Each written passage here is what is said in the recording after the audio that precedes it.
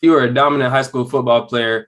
On the basketball court, you guys had also good teams. Talk to me about basketball at Freedom High School, playing for Coach Smith, what you were able to accomplish, the guys that you play with, all your guys. Talk to me about that experience. No, basketball I feel like was the highlight of my high school. Coach Smith, he was like a father figure to me. He not only did he like mentor me on the court and stuff like that, but he also mentored me when it came to life and also football. He played football in high school, so he was real like understanding of my situation of playing both sports. Like I might not be able to give him all my time sometimes, but and he was like he cared about me as a person. Like it was one time I think it was my junior year where my skill still hasn't like evolved for basketball yet.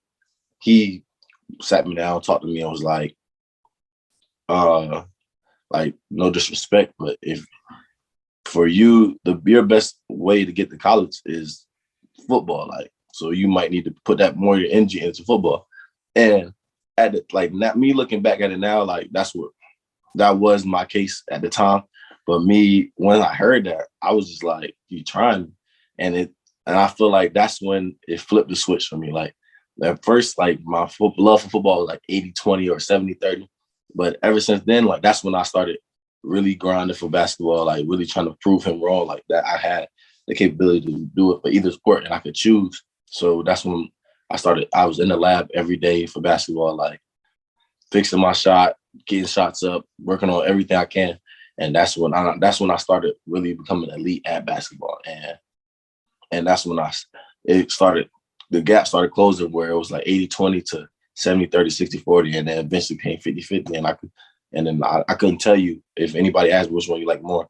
I couldn't tell you which one I like more. I just love both games. But my team at Freedom, we won districts 3 years in a row. We lost to Tony Bradley every year. We ran into Tony Bradley at Bartow every year, and we could never get over that hump. Like he was all the game before states, but we had a complete team. Like I wouldn't even say I was the best player on my high school team for basketball. I would say Sheldon O'Duna. He was real. He was cold in high school. Like he was our like scorer. I was more like just the glue guy. Not even, I wouldn't say glue. I would say like I was like a second option and like made the team stay together. Like I stayed on defensively. I was the voice of the team. Like I was a dog. So that's what I feel like. That was my role, but he was the more scoring option. And and then we had Jamal. Jamal was like that's who our glue guy would be. He did everything, rebounded, set screens, you know what I'm saying, talked. And he was like the grandpa of the group. Like he was the central, the calming voice and stuff like that. We had my dog Dylan, he was our shooter. And we had my boy Alex, and he was like our big man. But we always had a team, and we always was good enough to win it. We always ran into Tony Bradley, and that's the NBA talent. You can't 6'11", big. There's not that many people that can handle that. For sure. I remember definitely, I went to a couple. I remember it was probably your sophomore year. Y'all played them. I remember I came to the game. They came deep as a bit. They pretty much had the gym packed. It was almost more Bartow people in there than. No, definitely. They had like fan buses. They had 2 fan buses.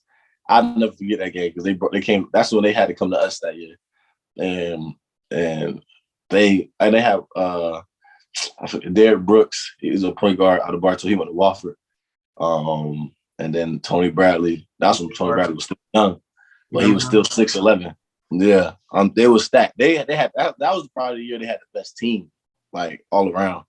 But you know what I'm saying, Tony Bradley was still 6'11". He wasn't as skilled as he eventually got, but he was still 6'11". Like you can't.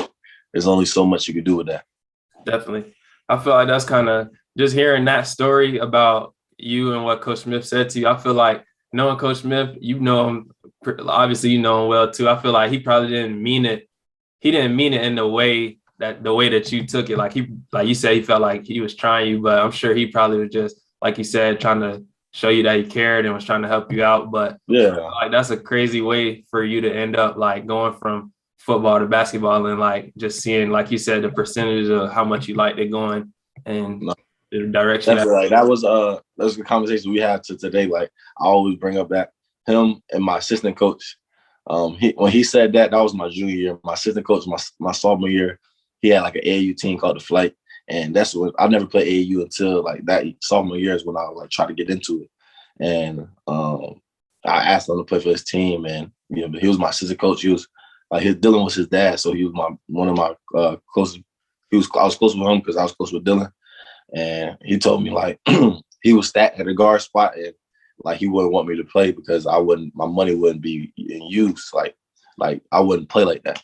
So like those two like father figures, like to this day, like I'm real close with them, and we had these conversations because it's like they never knew I would have panned out the way I did because of like my talent at football and my talent at basketball wasn't equal, and they was just trying to look out for me, but like the competitor in me, when I hear that, like I'm in the like prove you wrong mode. So that's what made me grind even harder.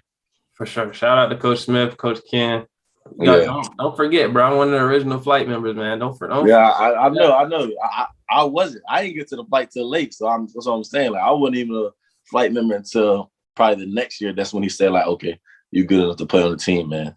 That was something that to this day I hold against them. To this day I hold against Coach Smith. And we all just have like a little laugh about it. It ain't no beef about it. Just a little laugh. Most definitely. I gotta talk to Coach Smith, telling he been talking about he played high school football. That man wasn't no football player, bro. Coach Smith.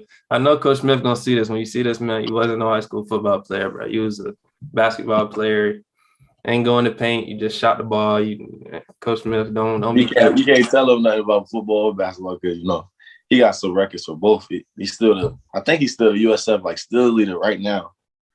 You know what I'm saying? And he said he was doing his thing in Virginia. He played quarterback. That's what he claimed to be.